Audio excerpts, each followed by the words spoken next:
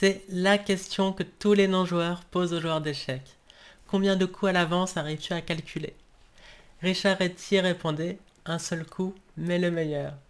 La combinaison la plus connue de Garry Kasparov, celle contre Veselin Topalov en 99 dans son Immortel, dure seulement, entre guillemets, 14 coups. Mais dans cette vidéo, vous allez calculer 100 coups à l'avance. Et je ne mens pas, promis. C'est parti. Donc on a cette position, c'est une étude que j'ai composée. La solution dure 103 coups.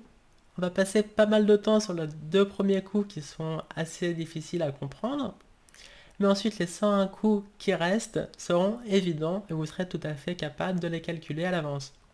Le truc assez cool, en plus de calculer plus de 100 coups, c'est que l'ordi ne comprend pas. Là, je vous mets une petite capture d'écran de dernier Stockfish 15 qui essaye de résoudre cette étude. Il n'y arrive pas du tout. Même profondeur, je l'ai mis jusqu'à profondeur 124, il met que tous les coups font match nul. Non, il y a bien un coup qui gagne. Stockfish, t'as un fiche. Désolé. Ok, donc on va commencer par Roi prend G1, qui n'est pas la solution, spoiler, mais c'est le coup le plus évident et ça va nous aider à comprendre la position. Donc admettons que les noirs fassent à 3 et qu'ils répondent G6 et qu'ils prennent.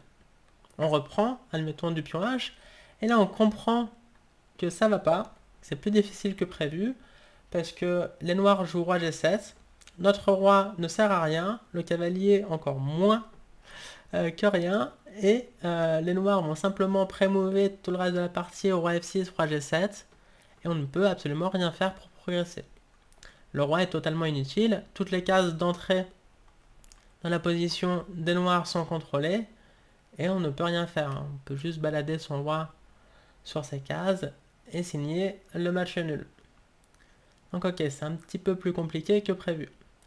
On va revenir en arrière et essayer F6 cette fois-ci.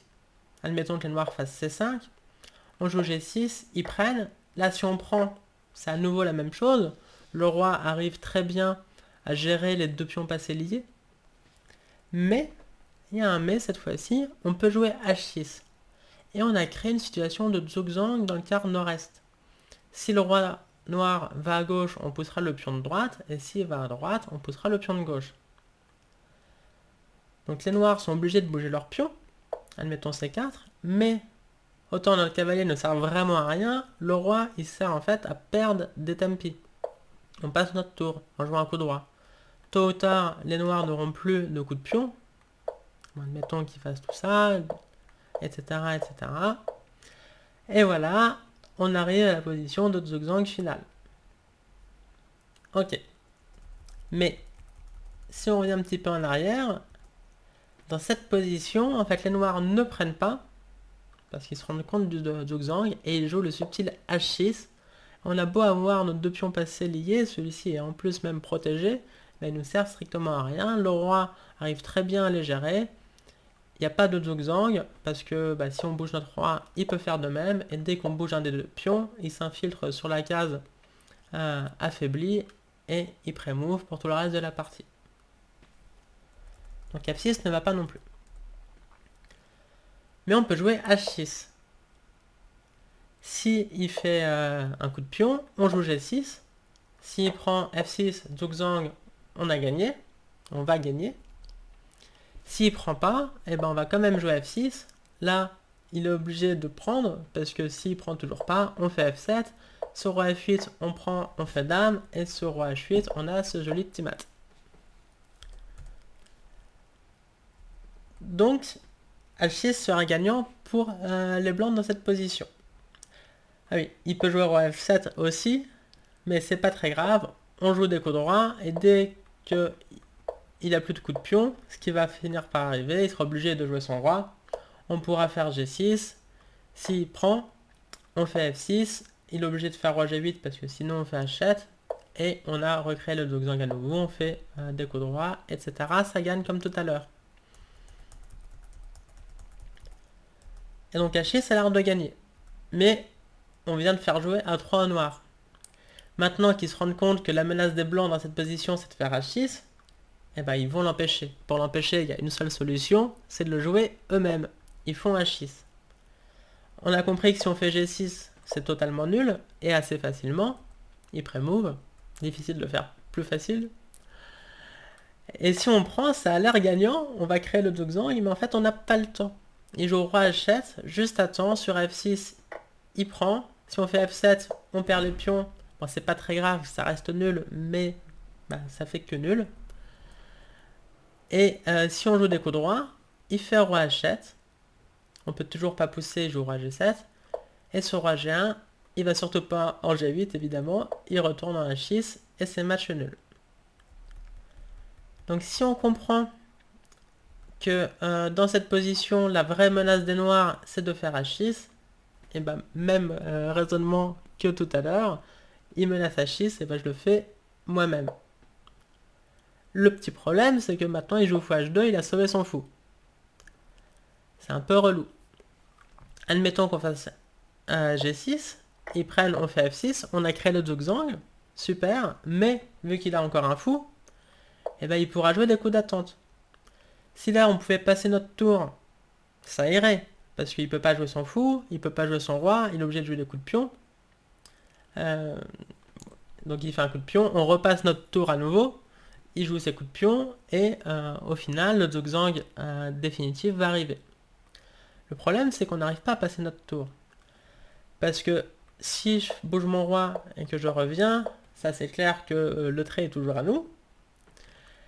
On comprend facilement que le fou va toujours arriver en H2 après un nombre pair de coups.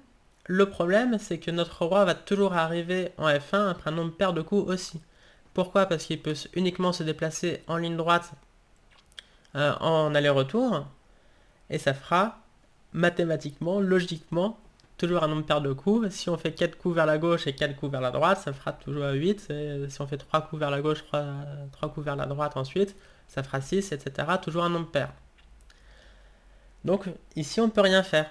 Il n'y a pas de Zugzwang parce que on n'arrive pas à trianguler. Ce qu'on aimerait pouvoir faire, c'est de faire roi E2, il fait fou G1, on fait roi E1, il fait fou H2, on fait roi F1. Mais ici, on n'a pas de case pour trianguler, et donc c'est match nul. Et donc ça nous donne un gros indice quant à la solution. Après H6 qui est forcé, fou H2, évidemment le meilleur coup pour les noirs. Il faut trouver un moyen de trianguler. Comment est-ce qu'on peut faire? On va jouer A3. Seul coup pour gagner. L'idée est de libérer la case A2 pour le roi pour trianguler. Admettons que les noirs fassent roi F7. On se dirige lentement mais sûrement vers la case A2. On joue roi A2, fou G1, roi A1, très important, fou H2, roi B1, on a triangulé. Maintenant, on n'a plus qu'à se diriger à nouveau vers la case F1. C'est un petit peu long et fastidieux. Et voilà, le trait est au noir. Je vous épargne les prochains coups, je vais faire juste flèche droite. Pas de jouer à la main. Là, il est obligé de jouer son roi. Il n'a plus de coup de pion possible. Donc il joue roi F8, on fait G6. Il fait roi G8, on fait F6. Il est obligé de prendre, comme on avait vu tout à l'heure. On recommence à faire notre parcours du roi. Et voilà, on est au 103e coup de la variante. Les noirs sont définitivement en Zugzwang. Ils sont obligés de jouer soit leur fou et on le prend, soit leur roi et on pousse le pion. C'est terminé. Donc voilà, comme je vous avais promis, vous êtes capable de calculer sans un coup, parce que si on revient à la position après A3, imaginez maintenant tous les prochains coups jusqu'à 103 roi F1, c'est assez facile, tout le monde en est capable, vous y compris bien évidemment. Alors, j'aime bien cette étude que j'ai composée sans vouloir me jeter trop de fleurs, parce que la position est assez légère. Pour une solution de plus de 100 coups, il y a peu de pièces, c'est pas si désagréable que ça à regarder. L'ordi comprend pas, il y a une vraie difficulté dans les deux premiers coups, mais il faut quand même que je rende à César ce qui appartient à César, en l'occurrence à Otto Blatti. L'idée générale de ce genre de problème avec des longues manœuvres de roi pour prendre un tempo est très ancienne. Donc je vais vous montrer une position créé par le père de ce genre, qu'on appelle le genre grotesque aux échecs, qui a notamment créé beaucoup de problèmes, enfin tous les problèmes les plus longs en fait, tous les records des problèmes les plus longs créés par des humains avec des solutions humaines datent de lui, du 19e siècle donc, et notamment ce problème où on comprend assez rapidement qu'on aimerait que le trait soit au noir pour qu'ils doivent jouer leur roi en A6 et qu'on puisse jouer roi B4 et ensuite tout gagner. Donc vous avez évidemment l'idée de base. On va trianguler sur la case H2. On revient, il est obligé de jouer un pion et on recommence, etc. etc. etc. Touc, touc, touc, touc, touc. On arrive ici au 106e coup. Donc son problème est même plus long que le mien. Et il en a fait encore des bien plus longs. Je crois qu'il a un record à 255 coups avec une longue manœuvre de dame cette fois-ci. Bref, c'est un génie. D'ailleurs, dans la vie de tous les jours, il était ingénieur électrique. C'est lui qui a co-inventé le transformateur électrique. Donc il brillait aussi en dehors de l'échiquier. Et donc ma question pour vous, c'est comment est-ce qu'on gagne après fou prend C2. Parce que si on prend le fou, il fait dame et c'est patte.